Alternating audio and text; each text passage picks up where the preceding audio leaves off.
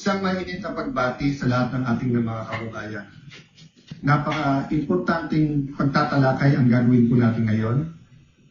Hinihingi ko po na makinig po tayong lahat, mga kababayan sa Luzon, Visayas, Mindanao, lalong-lalo po ang ating mga OFW. Umpisa ko po na kahit gaano kabigat ng problema, tayo'y parating magpapasalamat sa Panginoon.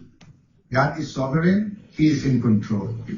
Man creates the crisis, but God gives the solution.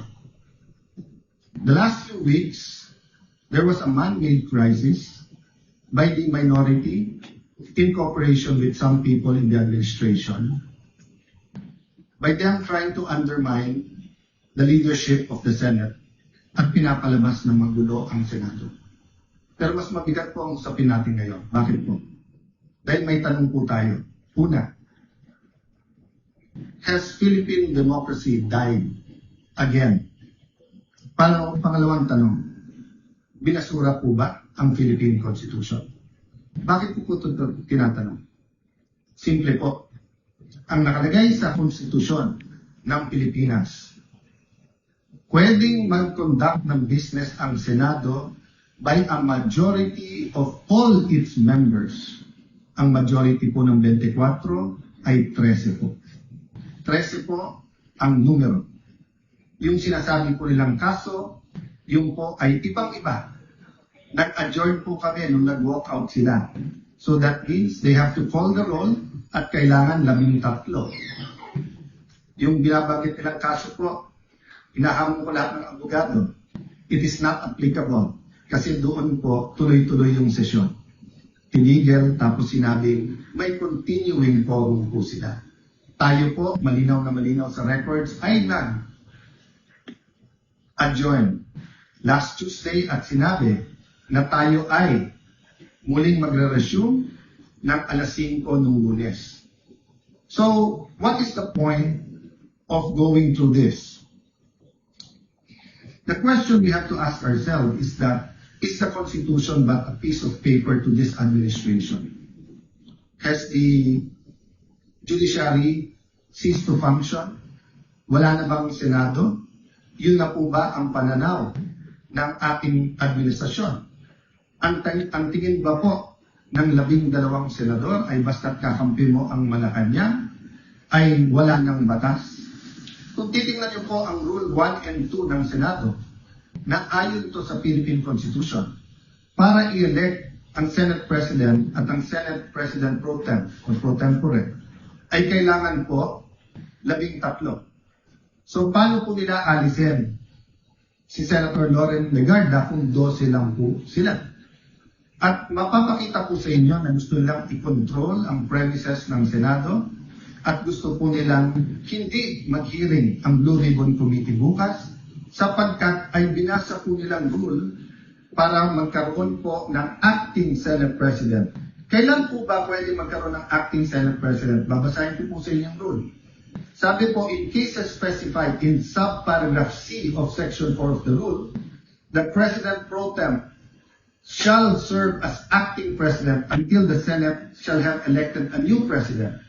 Hindi po sila maka-elect ng new President dahil wala po silang 13. Ulitin ko po, pag may 13 po sila, ako pa mag-uot sa kanila. Bibilisan ko po na ibibigay sa kanila. Wala po silang 13.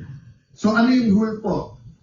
The President pro tempore shall discharge the powers and duties of the President in the following cases, A, B, C.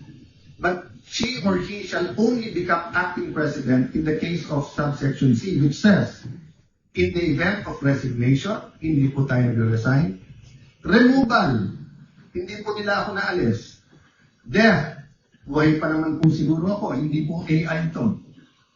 Hindi po AI ang kumakausap sa inyo ngayon, buhay pa ako. Absolute incapacity, siguro naman po nakikita nyo, nakakapag-isip po ako, nakakapagsalita po ako. So wala pong ground para magkaroon ng acting president. This is an illegal coup d'etat na may kasamang pagbabasura ng ating konstitusyon. I warned everyone about this from day one. We warned everyone yesterday when we explained the use of the parliamentary tool of not having a quorum. And kaninang tanghali, habang kausap ko po si Senator Marcoleta, I asked everyone, please pray, kasi at that time, balita po namin na nag-step up sila sa pagsasabing wala na yung kaso nyo, sumama lang kayo or pumunta lang kayo ng session hall. I even got a text yesterday, pumunta lang daw ako or si Senator Loren para nga at least mag-open and close. Nangyayari po minsan yan, that's a longer story. Pero naramdaman ko na po kahapon na baka may isang dumating, so 12 plus 1 equals 13. So 12 pa rin po ngayon, ay pang-11 pa rin po. Dahil sa ating konstitusyon, sa ating rules of the Senate, kailangan po 13. Hindi po kami nagpipilit sa kapangyarihan. I can go as Senate President, even as Senator anytime. Hindi po ba ako lang ang katangi-tangi sa mga matatas na opisyal na nung nangyari yung flood control scam ay nagsabi, ba't hindi na lang tayo lahat mag-resign? Bakit po ngayon, after asking me to resign yesterday, illegal po. Actually po, hindi nila ako tinanggal. Naglagay ng acting. Senator Will, Lucian, ingat kayo dyan. You're playing around with fire.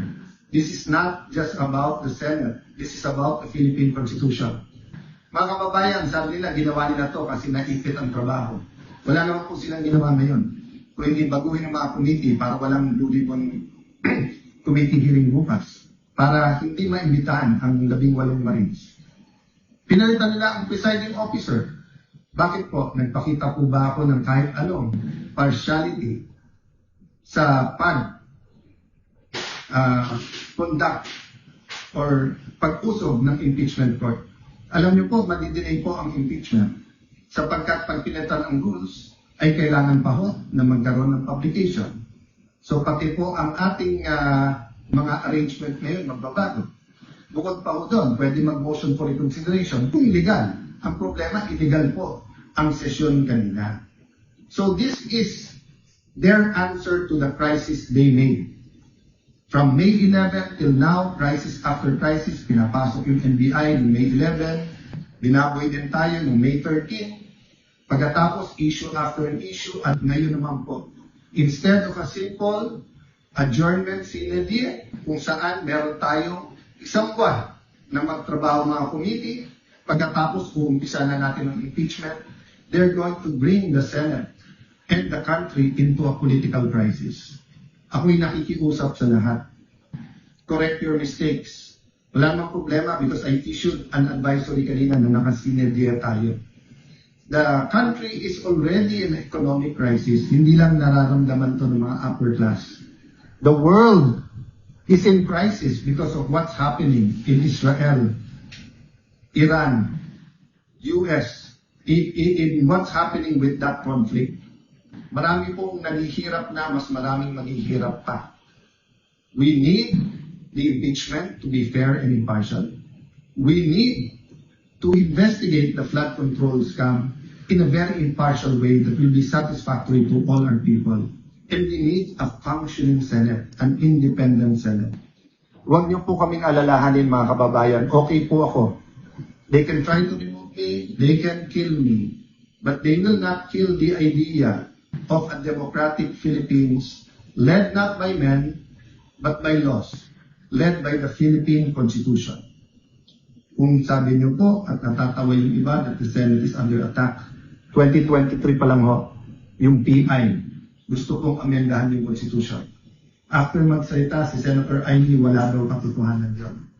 Ngayon po, binasura ang Constitution. Ano ba tingin yung kasunod nito? So mga kababayan, again, God is sovereign. Let's all reflect on this and pray. But tomorrow, tuloy ang hearing ng Blue Ribbon Committee. I am still the legitimate, legal, moral Senate President of the Republic of the Philippines. There is still functioning committees. We have to hear the testimonies. Invited po, pati po yung mga gumawa ng illegal ngayon. You can try to stop us, but you will be stopping the Filipino people. So sa ating mga kababayan who wants to pray or have a prayer vigil sa Senado bukas, pumunta po kayo. Pag hindi po kami pinapasok, sama-sama na po tayo outside the Kulambo. Ang problema po, pag in-outside nyo, nakulambo ang mga legitimate leaders ng Senado, para nyo na pong sinabing sinunog nyo po ang Philippine Constitution. Sana naman po, tonight, makapag-isip-isip ang mga gumagawa nito. Again, sincerely po, we pray for all of our leaders and we tell everyone here, let's pray for our country and may God bless the Philippines.